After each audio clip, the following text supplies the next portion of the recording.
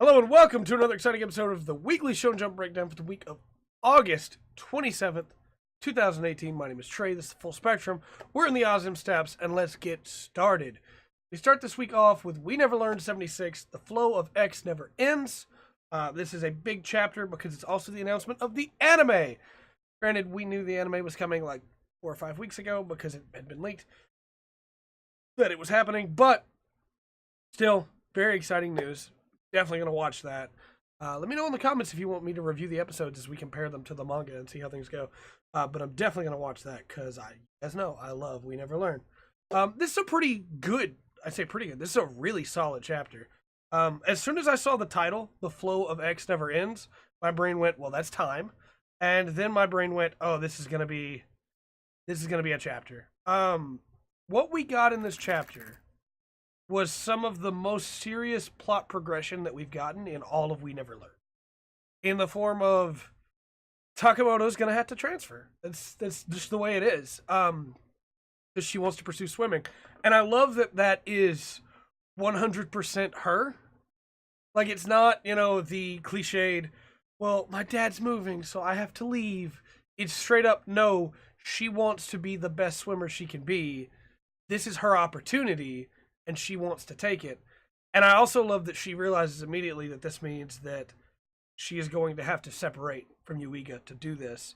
And Yuiga, of course, is super touched. It's a really, really good scene when she wants to study, but as viewers, we figure out pretty quickly she wants to study so she can do this. And even her friends are there to be like, well, of course she knows that by studying this hard, she's going to be separated from him even more. And it's really cool to see from Yuiga's perspective as well, where he's like, hey, she's getting famous. I'm helping this famous person. I have to do my best so that she can continue to do her best. And so, without even realizing it, he is helping her get further away from him. There's also a really cool moment in this chapter where she's in an interview, and they're like, well, what's your ideal type of guy? And she basically just describes Yuiga. And he goes, I always thought she liked athletic guys. And, never crossed his mind that she's basically talking about him. I thought that was pretty funny because, Yuiga, he doesn't look at them that way, and he does his best not to look at them that way because they're his students, basically. He tutors them. And there's a really cool scene where, they've got a bunch of pictures of Takamoto swimming, and Yuiga's like, pictures of a classmate. This is a little weird. But, it was a really solid chapter. I loved everything. I just realized we didn't do this. This was the whole point of this whole gimmick, was to be able to do. Oh, there it is. It's just a little late. Don't worry about it. I loved this chapter, though. It was really good, and I think it's definitely going to have long-standing effects on the series. I think it's going to wind up being that she turns the transfer down. I do think she'll wind up staying. But if she turns the transfer down, it will not be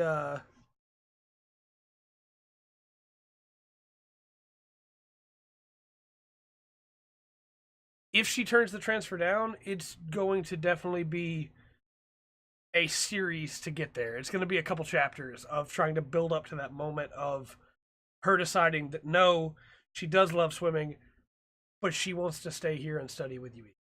We'll see how it goes. I'm very much excited to see. After that, we have One Piece number 915, Bakura Town. Man, I love the fact that Bellamy's back. Even if it's just in a cover story, my man Bellamy's back. He's dyeing pirate flags.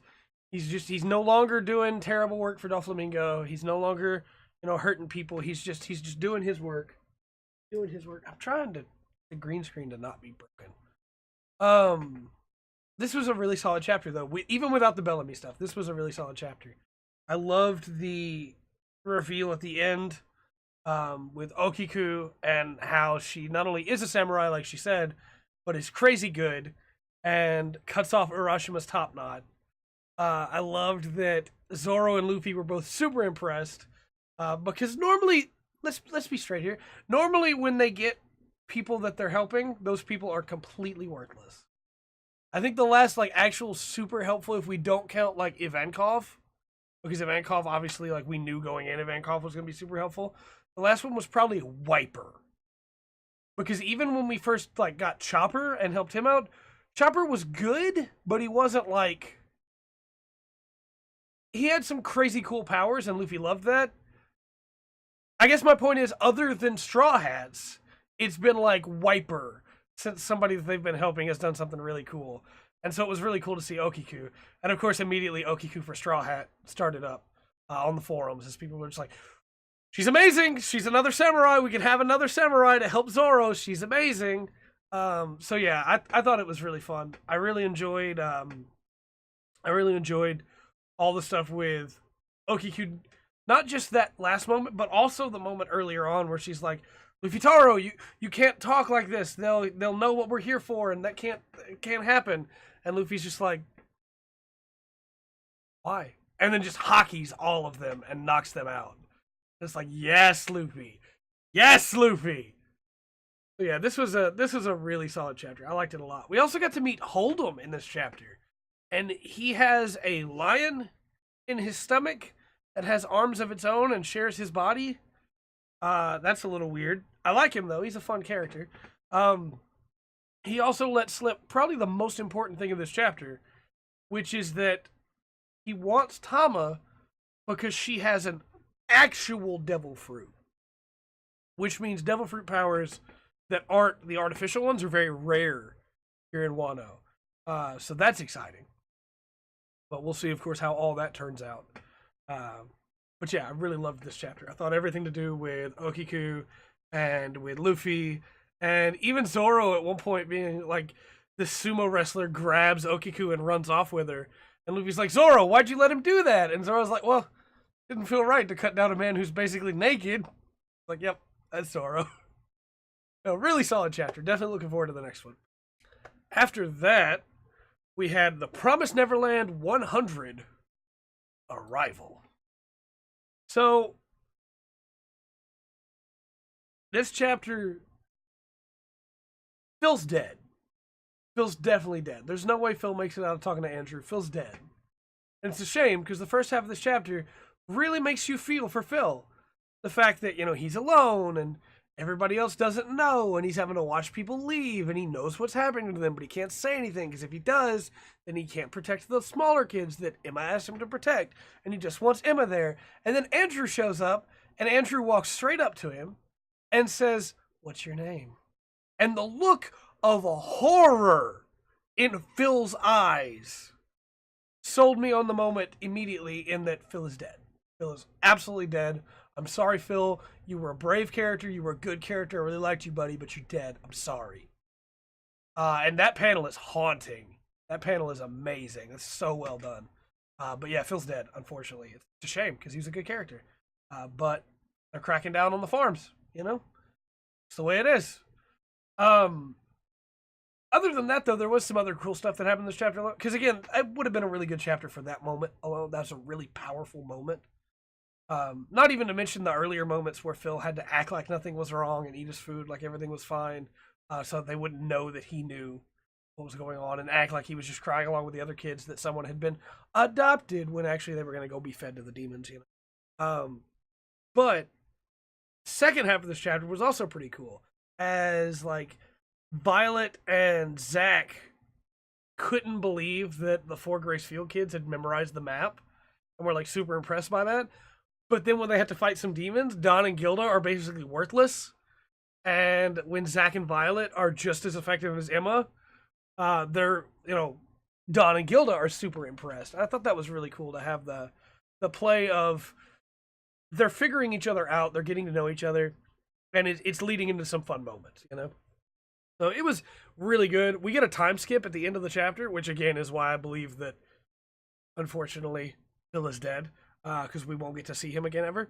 But time skip also means that things could have been happening back at the shelter that we don't know about as well.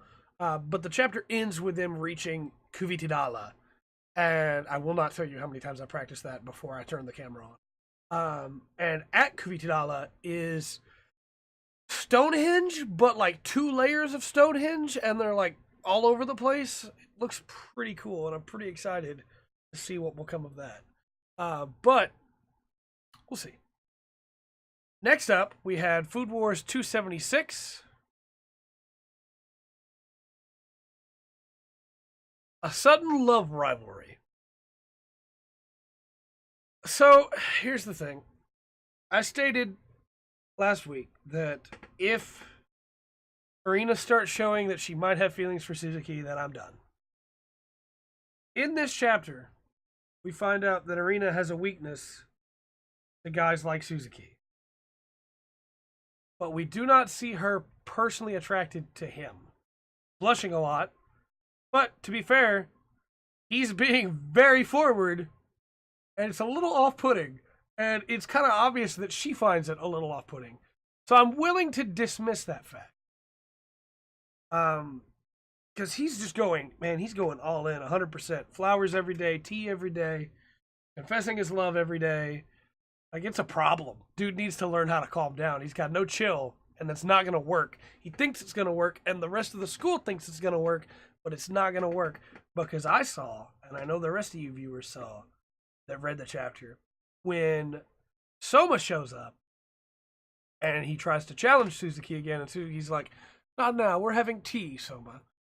And Soma, like, brings in all these different things of food, because he wants to challenge, or no, the food's later. I'm sorry, the food's later. And he brings this stuff in to challenge Suzuki. And Suzuki's like, besides, the whole point of this competition was to please Arina. So clearly, there's no point in fighting you anymore since you can't do it. And Soma's immediately like, well, fine then. I'll make some food that she'll love. And, you know, that was my goal all along anyway, was to make her say that my food was good. So, ha! And, like, he leaves. And as he leaves, Suzuki, like, goes to turn to talk to her again and sees that she is watching Soma leave and thinking about Soma saying that she's his and blushing. So no matter how hard he tries, he's already lost, and he doesn't know that, which is going to make things probably a little bit more interesting. Honestly, this chapter was kind of fun. After how bad the previous chapters have been, in my opinion, and I guess not bad. They weren't bad. It was just a sudden shift of genre where it went from a shonen to a shoujo for a little while, and that was really weird. And I guess it still is a shoujo now for a little while as they get this love worked out. But Soma hasn't changed genres with everybody else, and I think that's probably the best thing. Because he's still just being Soma, and everybody else is being different. And I honestly think that because of that, I'm having more fun than I thought I would with the direction that Shokugeki no Soma has gone. I will say, it's kind of ironic that we got a chapter with Takamoto and We Never Learn talking about her ideal guy and it basically being Yuiga. And then we get a moment in this chapter where Arina talks about her ideal guy and it's basically Soma. And Megumi goes, but wait, isn't that? And like doesn't finish the sentence. But she immediately picks up on the fact that, wait, no, she's definitely talking about Soma. And that was really funny to me. I also really like that Megumi and Arina are firmly friends now. And Megumi is no longer... like, the love triangle of Soma, Megumi, and Arina is no longer a thing. It seems like. It could still be a thing, but it seems like that has dissolved. And it seems like Megumi is trying to help Arina find love, which is really cool. I like their friendship a lot. But this was a fun chapter. After that, we had Dr. Stone 71, Prison Break. We get introduced to Yo, who's pretty cool, a former cop who has the coolest piece of rock left. Everybody that's been, broken out of the rocks has little bits and pieces of rock left. His is just completely one eye. Like, he has the sickest eye patch ever that they can't pull off, and it's super cool. But, I thought that was pretty nice, pretty cool. He's got this weird, he rolls by his own rules, and he believes that he's as good as Tsukasa. He's definitely going to wind up coming back to bite him. I kind of want him to switch sides. I don't know that he will, because it seems like, he was kind of a terrible person. But I kind of want him to switch sides. However, this whole chapter is dedicated to Chrome trying to get out of his cell. And he makes some mistakes here and there. But some fun moments are that he finds a 4-leaf clover at one point, and is like, man, Rory and I were always looking for these. And then, throws it away. He's like, this doesn't help me escape. And then, figuring out not only that he can use his sweat to make salt, to do the exact same thing that Senku is doing with the paper to be able to make the paper stronger. But the two big things that really made me love this chapter are Chrome playing into the primitive scientist stereotype to convince them that he doesn't know what he's doing and that he can't, like, he's not dangerous. And Chrome thinking that he's making hydrochloric acid, but just making bleach, which is still acidic, so it still does the job. But I love that, he's playing into the idea of he doesn't know what he's doing, but he also isn't Senku. So although he's super smart, he doesn't know as much as Senku.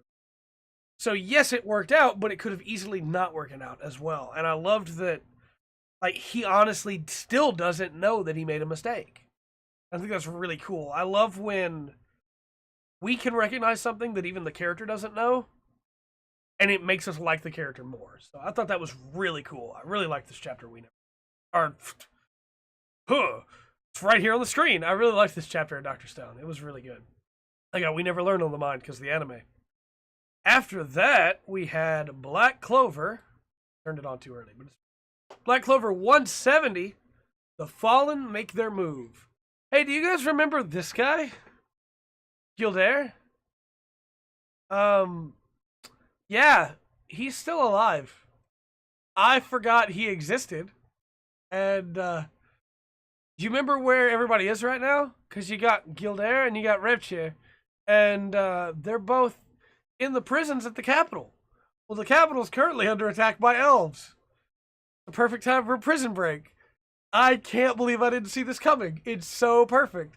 And the fact that Repche and Gildair hate each other, but also have two of the most OP magic that could only really be stopped by either Julius Novachrono, Yami because of his ki, or Asta because of his anti-magic, and they were both ironically beaten by Asta because of magic. They are now in this dungeon, escaping, praising each other even as they hate each other about how could you have lost? Your magic is unbeatable. You can turn completely invisible and nobody can see you and nobody can sense you and it's amazing. And Gildair's like, but how could you be caught? Your magic has the ability to bind anyone, and once they're bound, they can't use their magic. And then they're both like, if not for that kid with the anti-magic sword! And before they can finish that thought, an elf attacks. And this elf wants to kill them because they're humans. And so they team up. And they team up and are really effective together, actually. And I loved that. I thought that was so good. Because, again, I didn't see it coming. And Black Clover is so good at... Black Clover's real quick with everything it does. Yami and Charlotte's fight was 2 chapters. But Black Clover's also really good at going, hey, remember this character from 40 chapters ago? No, that's okay. Here they are. So yeah, it was really fun. I really liked this chapter. We get a cliffhanger with Leopold in trouble, but I have no doubt that Asta will come to his rescue because they're friends. That's how Shonen powers work. But all in all, this was a really, really fun chapter in my opinion. I liked it quite a bit. Quite a bit. After that, we had My Hero Academia 195 Clash. Class A versus Class B. If you had to ask me at the start of this week of Jump, what my favorite, and I think I'm going to start doing this from now on, what my favorite series of the week was this week, the favorite chapter, it would be My Hero Academia 195. Because the whole Class A versus Class B thing, we talked about it last week, really cool idea. The idea to use Shinso on both teams, 1 round on Class A and 1 round on Class B, to allow him to gain more experience, but also to allow the other heroes to have to work around a new person being added to the team and messing up their chemistry and messing up their synergy. And I think that's a really clever idea. It again goes to remind you that these people are in school and they are learning. I also think that the idea of Class A that has had real life experience versus Class B that has had schoolroom experience, which one of the two is better? Because Class A has missed out on a lot of classes and a lot of learning because of all their real world experience, but they've got real world experience. So which one balances out? And that really goes to show almost immediately in this chapter with And Shishida is extremely, extremely effective on Class B side and just takes out Suyu and just takes out Red Riot. Um, it's almost immediate that they're just both thrown back. And I love that were it not for Shinso, Class A would have lost immediately. Because a lot of times we go, well, obviously experience is better. But Class A doesn't have the fundamentals. They're missing out on so much they still need. Their teamwork so far has been them adapting to situations, and that's important. Class B needs that too. But without the fundamentals, they don't have anything to base that on. And so immediately it becomes, well, we're going to have Kota scout, and then we're all just going to stand here while he scouts instead of also doing things. Like Suyu obviously could camouflage. Instead of staying with the group, she could have went forward a little bit. But because she didn't, she was there to be grabbed, you know? A lot of little things that they really need to learn. And unfortunately, their real world experience has taught them to stick together because they've been fighting people so much stronger than themselves. So they've needed to rely on each other and thus haven't allowed their own quirks to be able to really advance. But all that said, Shinso is a beast. And his quirk, of course, is that if you answer him, he has control of your body. And he uses that new mask, using the persona chords, to fake Kosei's voice so that Shishida answers him. And he stops Shishida in his tracks. The fight obviously isn't over. I think that Red Riot will probably get back up again because, you know, he's pretty tough. He's not going to go down that easily. Suyu might be down for the count, and Kota can't do anything right now. But I think that this fight is far from over. But I think it was really good so far. There was also a lot of really fun moments in this chapter that really sold it for me. The Eternal Regret cage, a cage that you're supposed to throw the villains in as you catch them. And it has on top of it the principle with the phrase, serving a sentence of 99,999 years. I thought that was really cool. Having, like, everybody in different teams layouts was really cool. And having, like, Hagakure is holding Black Shadow from Tokoyami. And, like, I think my favorite moment that just made me completely lose it when I saw it is that, like, Ida is, like, Toku posing for it. And, like, while he's doing that, Shoji is just going, what are you doing? And it's so good. It's just a little visual gag that has nothing to go along with it. I loved it so much. So yeah, this was a really, really, really good chapter. And I'm definitely looking forward to seeing how the rest of this arc turns out, because I think it's a really fun arc so far. And then finally for this week, we had Yu-Gi-Oh! Arc V 37, The Cause of Everything. So, Eve finally uses the G.O.D card, and we find out what it stands for. It is Genesis Omega Dragon. And the Genesis Omega Dragon wants to steal the hope from this world, because hope is the only thing that can stop it. So to steal hope, it puts people into time loops where they get their greatest desire. And we find out that, you know, hey, the people that were trapped in those loops before actually didn't want to be in those loops. They were tricked into it. We already knew that, but, you know, hey, we got it reassured. We also find out that this primal being from beyond the cosmos, it's weird, because, like, the Genesis Omega Dragon was a force beyond a door, and then got trapped into a card, and then once it's summoned, it's basically just free again. Like, despite the fact that once the duel is over, it'll go back into the card, right? Right? I guess not. I guess we're supposed to just ignore that. Also, a being powerful enough to get time loops, like create time loops, could even be trapped into a Duel Masters card. That's a little, I don't know. Sure, we'll ignore that too. However, as a card, he is completely unstoppable. He can play cards, pendulum cards, on the enemy's battle phase and every person's draw phase. He gains 1,000 attack points. So yeah, it's permabanned. All told, this chapter just kind of didn't go anywhere. The whole point was just to reiterate things we already kind of knew. Except for the whole, like, hope hope is the thing that stops it. And it's like, well, he's up against Yuya, so hope's not a problem. Here we go. So yeah, it was kind of a... After how good last chapter was, it just kind of fell apart, in my opinion. So, we'll see how it goes. It could be great, could not be. We'll see. We'll see. With all that said, though, chapter of the week definitely goes to My Hero Academia 195. And we will be back next week with another exciting episode of the Weekly Shonen Jump Breakdown. Remember to always enjoy the full spectrum. Jump as often.